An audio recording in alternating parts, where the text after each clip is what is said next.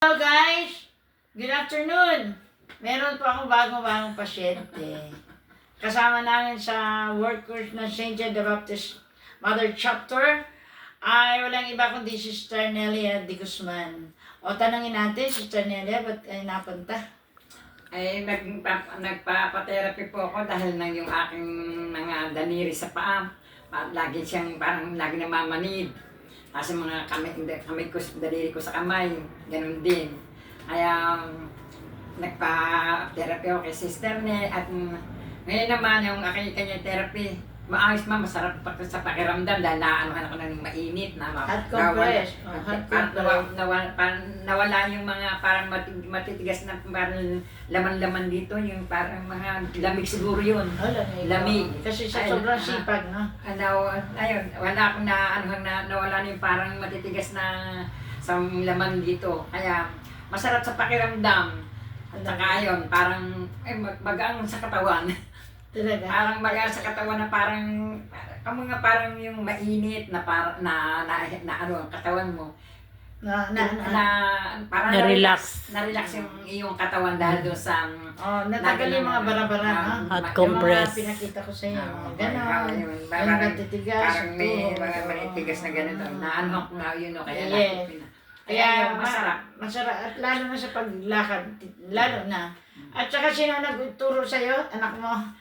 Yung anak kong na lalaki, kasabi ko, kung hindi namamanda mga paa mo, kasi nga may diabetes din po yung aking anak ngayon na, ay ba, hindi nanay, ba't ako parang durong daliri ko, no?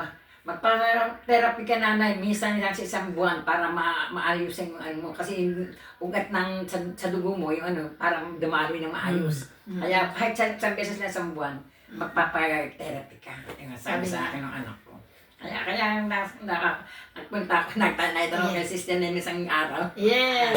Oo, kaya. Salamat sa Panginoon sa pagkat naging daan yung anak ko para makapagpa-therapy. Yes. Amen, Amen. amen. Yung anak niya ang nag-udyok sa kanya. Okay. So, kami nag-service doon kina Sister Clarita. Nag-usap kami. So, sabi ko, sige. Kasi may hinihintay pa nga kami si Sister Cora at saka Sister Livina magpapa-therapy. Sabi ko, sumabay ka na doon. Yung aming naka-schedule na, wala pa. Naunahan pa nito, oh. At saka, hi guys, Sister Nelia, ano din po, nag-build din ng ating Purple King Coffee. Siya rin po siya nagbigay ng testimony kung ano nangyari. Ano nga nangyari sa Purple King Coffee? Ano nabigay sa'yo, dulot? Hindi ako talaga, araw-araw dumudumi. Pero nung aking makainom doon, talagang hindi na ako dumudumi na talaga ako ng halimbawa ngayon hindi naman ako nakadumi. Bukas hindi ako dudumi, hindi gaya ng mga 3 araw, 4 na araw. Pero ngayon, talagang nadudumi ako kasi minsan pa nga 2 beses. Oh, okay. Pag 2 beses, okay yun. Minsan 2 beses pa nga. Kaya yun. At saka maganda sa kasi nakakailan ka, nakakatatlo na ako ng Purple King. ngayon ko nga ako na, kaya yun. Yun na aking ininom sa umaga. Kaya ganun din si Sister Cora. Sister Cora, ganun din yung iniinom. Kaya hi guys, pag kayo may naramdaman, don't hesitate. Lalo na yung mga aray-aray, yung may mga diabetes, may mga hypertension, para magalaw yung ulo. Di ba masarap galawin yung ulo, yung ganun, parang ang sarap. Kaya don't forget to like, share, and subscribe my YT channel. Therapeutic massage, get the care you deserve. Amen? Thank you.